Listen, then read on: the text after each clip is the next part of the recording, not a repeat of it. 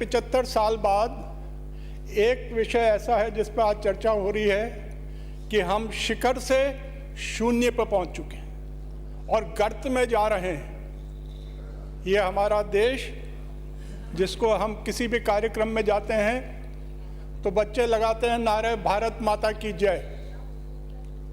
कल मैं विधानसभा में बहुत दिनों बाद आया हूँ, एक कार्यक्रम में था कल, और वहाँ भी बच्चों ने कार्यक्रम के अंदर भारत माता की जय, और उन्होंने जो कार्यक्रम रखा वो उन पंचभूत जिससे हमारा शरीर और ये हमारा बना है उसके ऊपर उन्होंने ध्यान दिलाया। पंडित जवाहरलाल नेहरू जब नागौर में आए थे पंचायत राज की नींव रखने, तो वहाँ लगभग 20-25 हज़ार लोग बाग मौजूद थे उनको सुनने के लिए, और वहाँ भारत माता की जय का नारा लगा। तो हमारे प्रधानमंत्री जी ने पूछा कि ये भारत माता आखिर है क्या, किसको बोलते हो आप भारत माता? और जो बच्चों को पढ़ाया गया, हमारा देश का नक्शा एक नारी देवी के रूप में झंडा लेके खड़ी हुआ भारत माता। ये धरती माता जिसको हम माता कहते हैं, उसका हमने करा क्या है? इस 75 साल में तहस नहस कर दी। हमारे देश की आबादी 75 करोड़ थी, 35 करोड़ थी उस समय, आज 135 करोड़। हमारे प्रदेश की आबादी 1.5 करोड़ थी, आज 8 करोड़ है, उससे ज़्यादा होगी। कोटा शहर की आबादी 1951 में 65,000 थी, आज 2.5 लाख तो वहाँ विद्यार्थी हैं। जनसंख्या कितनी है वो धारीवाल साहब पूरा फिगर जानते होंगे, क्योंकि रोज बढ़ रही है तो मैं फिगर नहीं कोट करूँगा। उस भारत माता, मुझे माफ़ करिएगा मगर बचपन में सबने एक गाली सुनी है माँ के ऊपर, और हमारी जो धरती माँ है उस पर वो गाली लागू कर दी हम लोगों ने। हमारी नदियों का हम पानी नहीं पी सकते, लगातार पूरा दबाव हमारा जंगल पे है। और आज स्थिति यह है कि जो जंगल आपके हैं उसके बाहर किसी भी प्रकार के वन्य जीवों को, पक्षियों के कोई स्थान ही नहीं बचा है। उस जंगल में से अगर पैंतर भटक के बाहर निकलता है तो टकरा के मरेगा। और विकास के नाम पर जितना भी हुआ है उसका सीधा विनाश वन और पर्यावरण को झेलना पड़ा है। माननीय सभापति जी, क्योंकि इस विषय में मेरी बचपन से रुचि रही है, मैं आपको दावे से कह रहा हूँ कि हमारी 90% जो पक्षियों की संख्या आज़ादी के समय थी, 90% वो गायब हो गई है। और हम जो टैक्स लगाते हैं, अभी गाय के नाम पर हम 1000 करोड़ रुपया वसूल कर रहे हैं गाय के नाम पर, और गाय मरती है तो उसकी क्या दुर्दशा होती है। आप किसी भी सड़क पर निकले, कुत्ते खा रहे हैं, बुगले उसको प्रकृति ने गिद्ध दिए थे, आज आकाश खाली हो गया है। गिद्ध खत्म, सब बाज पक्षी सब खत्म, और हमारी चिंता नहीं। कुछ साल पहले, अभी 2 साल पहले टिड्डियां आ गई थी। टिड्डियों के लिए फसलों का नुकसान करा तो 45,000 करोड़ इस सदन में खर्च करने में कोई दिक्कत नहीं आई, मगर पूरे गिद्ध लिप्त हो गए। 45 पैसे खर्च नहीं करे आपने, और इसका दुख प्रकट नहीं करा कि हम 1000 करोड़ रुपये गाय के नाम पे ले रहे हैं। गाय माता कहते हैं, उसको कुत्ते खाते हैं, सड़क पे से हम निकलते हैं। अरे कुछ पैसा 100 करोड़, 50 करोड़, 5 करोड़ गिद्ध के संरक्षण के ऊपर ही हरियाणा सरकार कर रही है, हम क्यों नहीं सरकार कर रही? और सबसे दुर्भाग्यपूर्ण बात यह है मुख्य सभापति जी, मैं वाइल्ड लाइफ बोर्ड का सदस्य हूँ। वाइल्ड लाइफ बोर्ड की बैठक में जाता हूँ, और वाइल्ड लाइफ बोर्ड में होता क्या है, केंद्र सरकार क्या करती है और राज्य सरकार क्या करती है। वाइल्ड लाइफ संरक्षण का काम शून्य, और पूरा काम है कि डेवलपमेंट के नाम पे वन विभाग को जितनी हानि पहुंचाई जा सकती है उसको इस वाइल्ड लाइफ बोर्ड के उसमें पास किया जाए।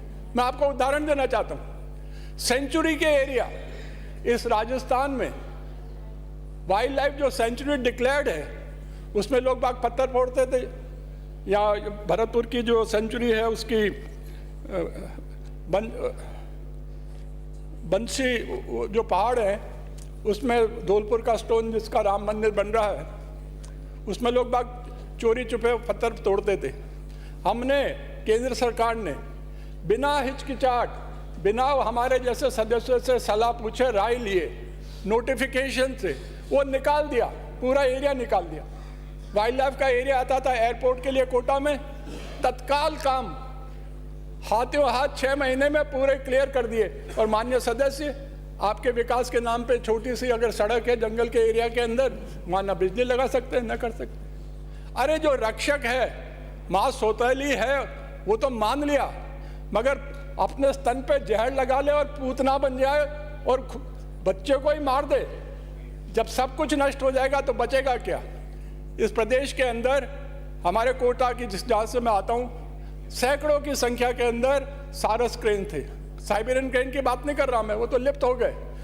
इस साल ये सारस क्रेन भी विलुप्त होने की कगार पे हैं। और इस साल जो माइग्रेशन हुआ बर्ड्स का, ध्यान से सुनिएगा मैं जो आपसे कह रहा हूँ, 50% चिड़िया जो वेटलैंड्स में आती है वो बाहर से माइग्रेट करके आती है। मैं सांबर में पक्षी मरे उसकी बात नहीं कर रहा, वो तो मरे हैं, मगर माइग्रेशन ही 70% माइग्रेशन डाउन है। क्या हो रहा है दुनिया में? अनेक प्रजाति के पक्षी लिप्त हो रहे हैं। मुझे खुशी है माननीय सभापति जी कि मैंने अनुरोध किया था माननीय मुख्यमंत्री जी से कि आप वेटलैंड बचाइए, संरक्षण और ग्रासलैंड बचाइए, कुछ राशि दी है, मगर ये राशि पर्याप्त नहीं है। मैंने जो कटौती प्रस्ताव लगाए हैं उनका जिक्र करके, क्योंकि मैं समझता हूँ कि मेरा समय आप घंटी बजाएं उसके पहले मैं बोल दूँ। मैंने चीता की बात करी थी, कटौती प्रस्ताव में लगाए। चीता की बात भरत सिंह ने इसलिए करी कि जो देहरादून के एक्सपर्ट थे, साउथ अफ्रीका से जो लोग बाग आए थे, उन्होंने मुकंदरा के जंगल को दक्षिण अफ्रीका के जंगल से भी बेहतर माना। उन्होंने कहा मुकंदरा के जंगल में अगर चीते छोड़ते हैं तो ये निश्चित रूप से यहाँ पर प्रजनन करेंगे। मुझे खेत के साथ कहना पड़ रहा है कि यहाँ भी अगर राजनीति होगी, यहाँ कांग्रेस की सरकार है, चीते अभी नहीं लाएंगे। बबरी शेर का तो प्रश्न ही नहीं उठता, क्योंकि जहाँ से शेर आ रहा है वही तो शेर दिल्ली में बैठा है। हिंदुस्तान में 8,500 किलोमीटर से चीता लाना तो संभव है, मगर गुजरात से बबरी शेर को दूसरे जंगल में बसाना संभव नहीं है। कोटा में 300 साल पहले बबरी शेर हुआ करते थे। मैंने इसमें मांग करी है, प्लास्टिक का जिक्र किया जो शहरी से भी संबंधित है। 12 साल पहले, माननीय सभापति जी ध्यान देने की बात है, 2 मिनट समाप्त करें। 12 साल पहले इस प्रदेश में सिंगल यूज प्लास्टिक का बैन है, मगर बैन लाकर अखबारों में खबर बन जाए और उसका इम्प्लीमेंट नहीं। सारे शहर के अंदर सारे नालियाँ 1100 मैट्रिक टन प्रतिदिन यहाँ पर इस एक दिन की खपत है राजस्थान के अंदर प्लास्टिक का। आप सड़क पे जाइए, मैं मुख्यमंत्री जी के साथ जब वो बाढ़ का अवलोकन करने कोटा आए थे, इटावा तक जाने का मुझे अवसर मिला। जब हेलीकॉप्टर में हम उड़ रहे थे तो मैं नदी भी देख रहा था, क्योंकि इलाके को देखने का मौका मुझे मिल रहा था। तो मुझे एक जगह बहुत खुशी हुई कि मुझे लगा कि नदी के सहारे बहुत बुगले बैठे हुए हैं। पर जब ध्यान से देखा, क्योंकि बुगले होते तो हवाई जहाज की आवाज़ से उड़ जाते, वो बुगले नहीं थे, वो सारे प्लास्टिक चिपका हुआ है। हमारी सारी नदियाँ जगह जगह प्लास्टिक चिपका हुआ है। उसके ऊपर 12 साल पहले कानून आया। अब भारत सरकार कह रही है कि हम जून में नियम लाएंगे। जून नियम लाओ, पालना कौन करेगा? इच्छा शक्ति अभाव है, इसलिए पालना नहीं हो पा रही। मैंने मांग करी है, इस सदन में मैं इस बात को उठा रहा हूँ कि आपने माइनिंग के ऊपर डिस्ट्रिक्ट माइनिंग कमेटी बनाकर एक टैक्स वसूल करता है जिसका पैसा वसूल होता है, और उसके नियम है कि ये पैसा जो इससे प्रभावित होता है वहाँ खर्च किया जाए। खर्च सबसे ज़्यादा अगर प्रभावित है तो वो माइनिंग एरिया है, ये फॉरेस्ट एरिया है। मैं आपको बताता हूँ कि जितनी रेवेन्यू माइनिंग डिपार्टमेंट राजस्व कलेक्ट करता है, माननीय वन मंत्री जी, उस राजस्व से कहीं ज़्यादा आपके फॉरेस्ट एरिया में चोरी होकर माल जा रहा है। इसको कोई, ये पहले से जा रहा है, इसके कोई नापने का तरीका नहीं है, मगर यह हकीकत है। और सबसे बड़ी चिंता की बात कि देखें क्या, हम उस स्थिति में आ गए कि हमारी हवस जो पहाड़ है उनको हमने नोच लिया।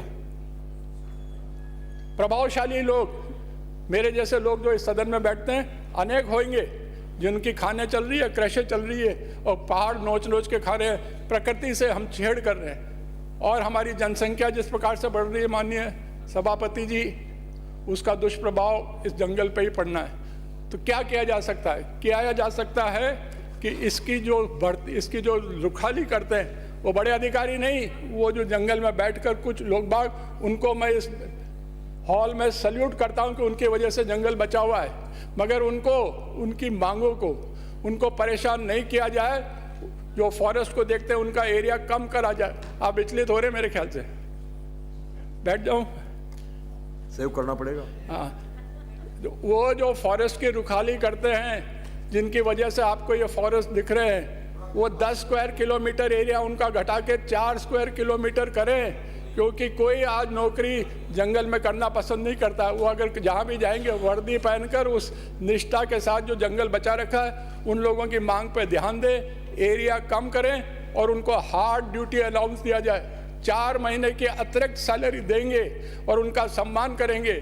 और कोई मरता है तो वही सम्मान करें जो शहीदों को दिया जाता है, तब जाके आपके जंगल बचेंगे। और जंगल नहीं बचेंगे तो हमको तो मिट्टी में मिलना ही है। पूरी पृथ्वी की जो है पूरी व्यवस्था चरमरा जाएगी। जनसंख्या बढ़ती जा रही है, दबाव जंगलों पे है। जो हमारी सेंचुरीज हैं उनके 4 दीवारी बनाई है।